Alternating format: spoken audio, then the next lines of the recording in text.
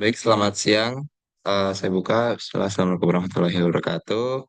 Perkenalkan, kami dari kelompok dengan studi kasus PT Kalbe izin untuk mempresentasikan tugas besar kami, yaitu terkait tugas besar sistem informasi.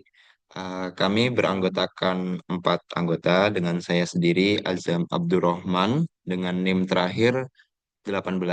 Lalu ada teman saya Muhammad Rafi Supandi dengan NIM terakhir 47 dan ada Irsyad Ramadhani Pasha dengan NIM terakhir 38 dan yang terakhir ada Dani Ardiansyah dengan NIM terakhir 48.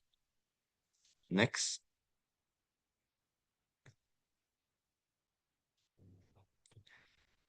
Yang pertama terkait dengan latar belakang daripada studi kasus kami. eh, PT Kalbe Farma merupakan salah satu perusahaan farmasi di Indonesia yang berjalan pada bidang bisnis pengadaan bahan baku, produksi, quality control, distribusi, hingga pelaporan keuangan. Daripada kompleksitas tersebut, membutuhkan suatu sistem informasi akuntansi yang terintegrasi agar proses pencatatan transaksi dapat berjalan secara efektif, akurat, dan real time. Penerapan sistem berbasis ERP diharapkan mampu meningkatkan efisiensi operasional, memperkuat pengendalian internal, serta mendukung pengambilan keputusan manajemen secara lebih cepat. Next.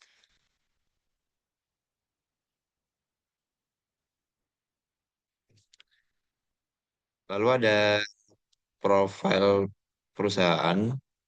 PT Kalbe Farma ini perusahaan farmasi yang berjalan sejak tahun 1966 dan telah tercatat di Bursa Efek Indonesia dengan kode saham KLBF. Perusahaan ini bergerak pada bidang farmasi, nutrisi, produk kesehatan, serta distribusi dan logistik. Dengan jaringan distribusi yang luas dan berbagai anak perusahaan, Kalbe Farma mampu menjangkau rumah sakit, apotek, dan rumah dan hingga masyarakat di berbagai wilayah di Indonesia. Next.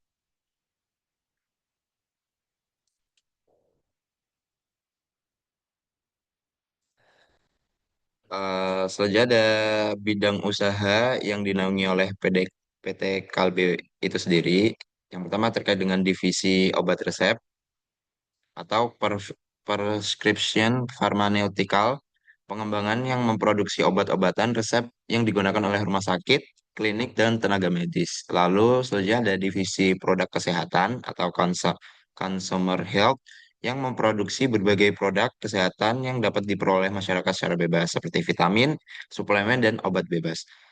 Lalu ada divisi nutrisi yang menghasilkan produk nutrisi untuk berbagai kelompok usia, mulai dari bayi, anak-anak, hingga orang dewasa. Dan yang terakhir ada divisi distribusi dan logistik, yaitu distribusi yang menyalurkan produk farmasi dan kesehatan ke rumah sakit, apotek, klinik, dan toko obat. Next.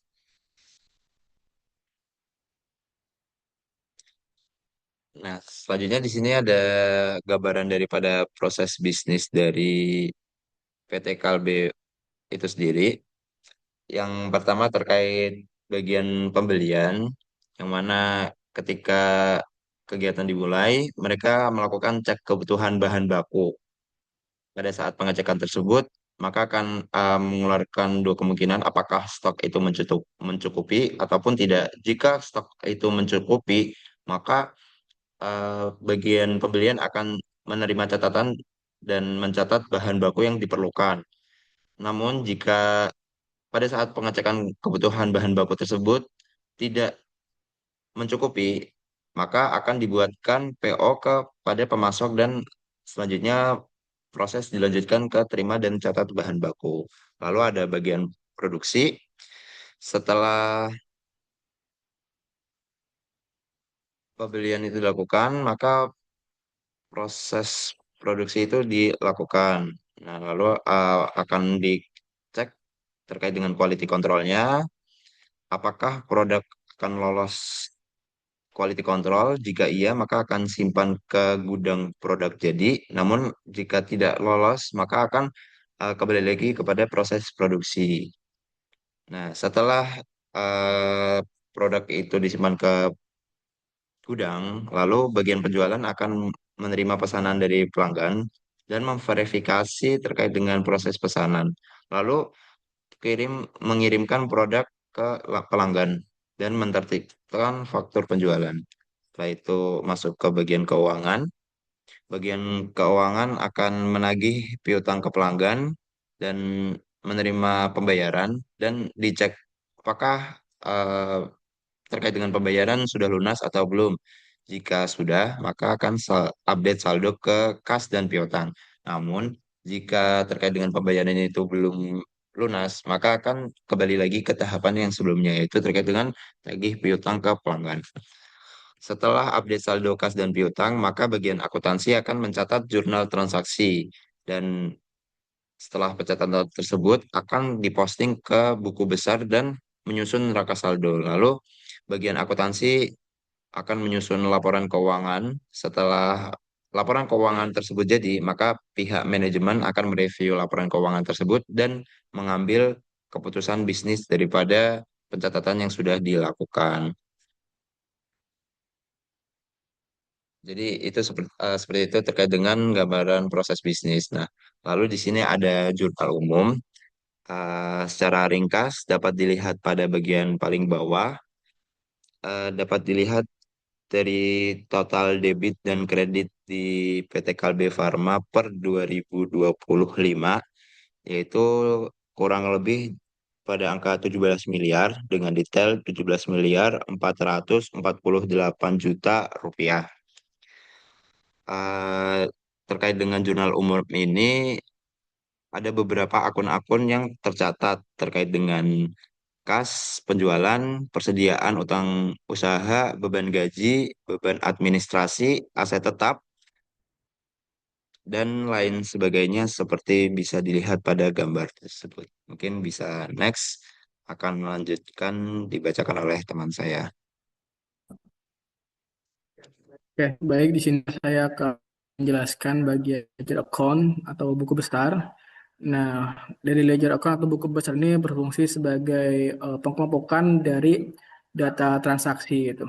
Sehingga lebih menjelaskan dan lebih deskripsi gitu di setiap bagian buku ada beberapa bagian yaitu agen kas, penjualan, terus persediaan, utang usaha, beban gaji, utang usaha, beban administrasi, aset tetap dan juga beban penjualan gitu. Dan kalau kita lihat dari total debit dan total kreditnya itu sama yaitu 17 miliar 448 juta gitu.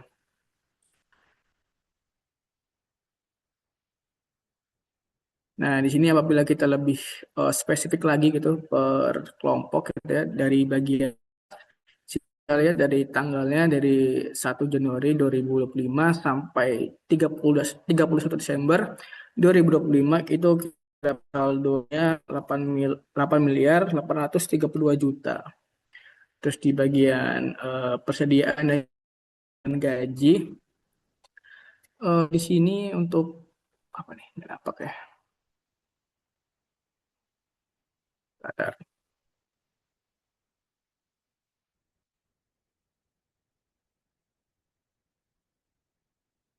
Maaf, ulangi lagi untuk bagian persediaan dan beban gaji bisa dilihat nih bagian persediaan untuk dari tanggal 1 Januari 2025 itu eh, sampai 31 Desember 2025 itu untuk saldo akhirnya yang didapat yaitu 2 miliar 990 juta.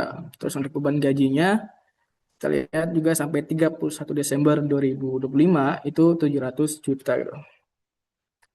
Selanjutnya bagian piutang usaha, beban administrasi dan aset tetap gitu. Nah, bisa lihat di bagian tabel gambarnya. Ini di sini sama juga untuk piutang usaha dari sampai 31 Desember 2025 itu kita dapat 850 juta. Terus beban administrasinya 403 juta dan aset tetapnya itu 1 miliar 200 juta.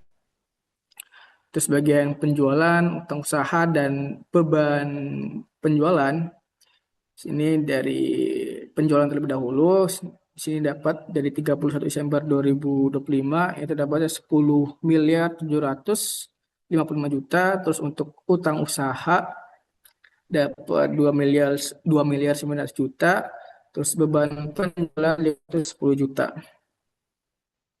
Nah, ini untuk trial balance-nya kita lihat dari neraca saldonya itu sama ya,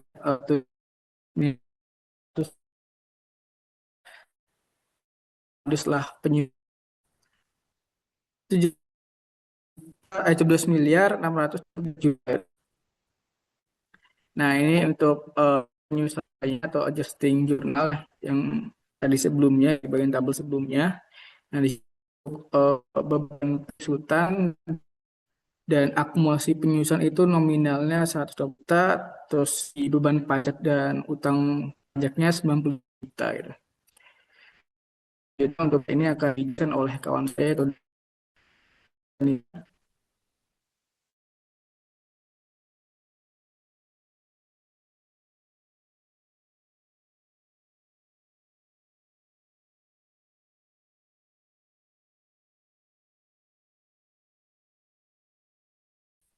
Oke, next.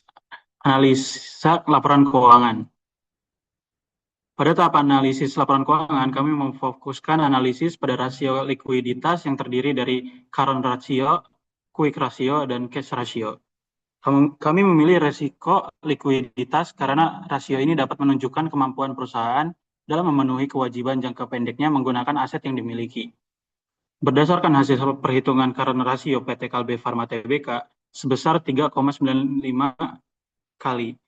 Artinya, setiap Rp1 kewajiban lancar dapat dijamin oleh sekitar 3,95 rupiah aset yang lancar dimiliki perusahaan. Selanjutnya, quick ratio dan cash ratio masing-masing besar 2,9 kali. Hasil ini menunjukkan bahwa meskipun persediaan tidak diperhitungkan, perusahaan tetap memiliki kemampuan yang sangat baik dalam memenuhi kewajiban jangka pendeknya. Secara keseluruhan, hasil analisis menunjukkan bahwa kondisi likuiditas PT Kalbe Farma Tbk berada dalam kategori baik dan perusahaan memiliki kemampuan yang kuat untuk memenuhi kewajiban jangka pendeknya. Next. Lanjut, desain sistem akuntansi dan implementasi ERP. Berdasarkan hasil analisis perusahaan, memiliki proses bisnis yang cukup kompleks karena melibatkan pengadaan bahan baku, proses produksi, quality control, distribusi produk, hingga penyusunan laporan keuangan. Pada flowchart ini dapat dilihat bahwa proses dimulai dari transaksi operasional perusahaan, kemudian terbagi menjadi 3 siklus utama, yaitu siklus pengadaan bahan baku, siklus produksi, dan quality control, serta siklus dan distribusi. Seluruh transaksi dari ketiga siklus tersebut akan diposting ke General Ledger, kemudian dilanjutkan dengan penyusunan neraca saldo, proses penyesuaian, dan rekonsiliasi, hingga akhirnya menghasilkan laporan keuangan dan laporan manajemen. Next. Selanjutnya, desain input proses output sistem akuntansi.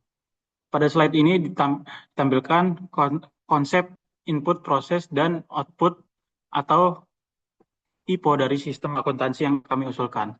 Input merupakan dokumen sumber yang menjadi dasar pencatatan transaksi seperti purchase requisition, purchase order, surat jalan supplier, dokumen penerimaan barang, dan invoice supplier. Selanjutnya, data tersebut diproses oleh sistem melalui tahap verifikasi kebutuhan bahan baku, pemeriksaan kualitas barang yang diterima, serta pencocokan antara purchase order, dokumen penerimaan barang, dan invoice supplier atau yang dikenal sebagai three-way matching. Hasil dari proses tersebut akan menghasilkan berbagai output berupa daftar kebutuhan pembelian, laporan penerimaan baku, kartu stok persediaan, laporan utang usaha, hingga jurnal pembelian. Next. Selanjutnya adalah tools RRP yang direkomendasikan. Berdasarkan kebutuhan operasional PT Kalbe Farma Tbk, kami merekomendasikan penggunaan SAP S/4 HANA sebagai sistem ERP yang paling baik. Pemilihan SAP ini didasarkan kemampuannya dalam mengintegrasikan seluruh proses bisnis perusahaan farmasi, mulai dari pengadaan bahan baku, produksi quality control, manajemen persediaan, distribusi produk, hingga pelaporan keuangan. Selain itu, SAP HANA ini mampu mengelola data secara real time sehingga informasi yang dihasilkan menjadi lebih cepat dan akurat. Sistem ini juga mendukung pengendalian internal yang lebih baik dan telah banyak digunakan oleh perusahaan manufaktur maupun farmasi berskala besar, sehingga dinilai sesuai dengan karakteristik PT Kalbe Farma Tbk ini. Selanjutnya akan dibacakan oleh teman saya.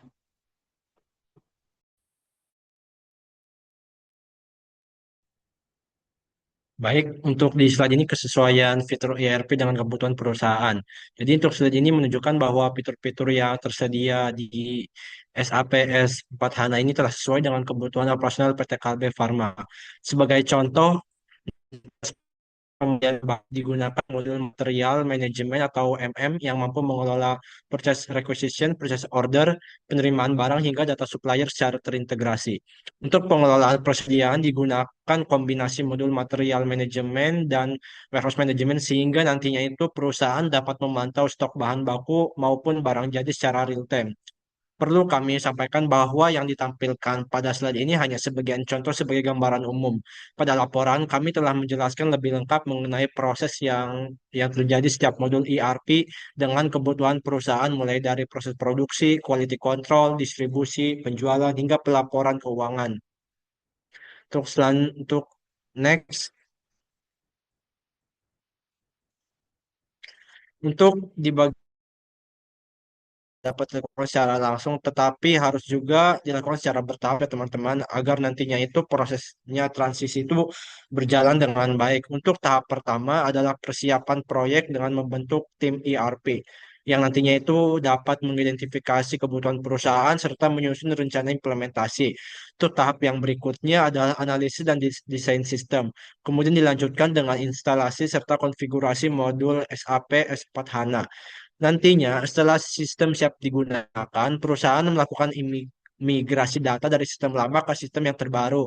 Kemudian dilakukan dengan uji coba atau testing dan pelatihan kepada seluruh pengguna. Jika hasil pengujiannya sudah sesuai, maka mungkin sistem bisa mulai diterapkan melalui tahap go live pada unit pilot project dan dilakukan monitoring secara berkala. Untuk tahap yang terakhir adalah evaluasi dan optimalisasi sehingga ERP dapat diterapkan pada seluruh unit perusahaan secara maksimal. Next. Untuk di slide selanjutnya, pada slide ini kami menampilkan gambaran umum mengenai risiko implementasi ERP beserta mitigasinya. Perlu kami jelaskan juga bahwa pembagian risiko dalam laporan sebelumnya terdiri dari tingkatan yang ada tinggi dan tingkatan sedang. Namun pada di slide ini kami hanya menampilkan risiko utama agar penyajian lebih ringkas dan mudah dipahami. Untuk resiko yang pertama itu berkaitan dengan pengguna, seperti terhadap sistem baru, kesalahan input, dan kurangnya pemahaman dalam menggunakan ERP. Risiko tersebut minimalkan melalui sosialisasi, pelatihan, menunjukkan key user, dan penyediaan panduan pengguna. Untuk resiko kedua berkaitan dengan data sistem seperti kesalahan master, imigrasi, data, migrasi sistem, integrasi antara modul ERP. Untuk risiko berikutnya berkaitan dengan operasional perusahaan seperti gangguan operasional keamanan data, penyalahgunaan hak akses, dan pembengkakan biaya implementasi. Nah, untuk mengatasi masalah yang tadi itu, perusahaan dapat menerapkan pilot project, role-based access control, data berkala, firewall, dan mungkin implementasi ERP secara bertahap sesuai anggaran yang dimiliki. Next. Untuk sebagai penutup, dapat kami simpulkan bahwa PT Kalbe Farma Tbk ini memiliki proses bisnis akuntansi yang terstruktur dan didukung oleh kondisi keuangan yang kali ini bisa lihat dan dari penjelasan teman saya bahwa dari hasil rasio likuiditas yaitu current ratio sebesar 3,9 kali dan quick ratio sebesar 2,90 kali. Kan bahwa kemampuan memenuhi kewajiban jangka. Berdasarkan analisis tersebut, kan implementasi HANA sebagai sistem ERP yang mampu menggerakkan seluruh bisnis perusahaan hingga nantinya itu dapat menghasilkan informasi keuangan yang lebih cepat, akurat, dan dapat diandalkan dalam mendukung pengambilan keputusan manajemen. Mungkin untuk penutup saya serahkan kembali ke Ketua Mas Azam. Baik, mungkin cukup sekian terkait dengan presentasi dari kami, yaitu PT Kalbe Farma. Mungkin cukup sekian saya tutup, kurang lebihnya mohon maaf. Terima kasih.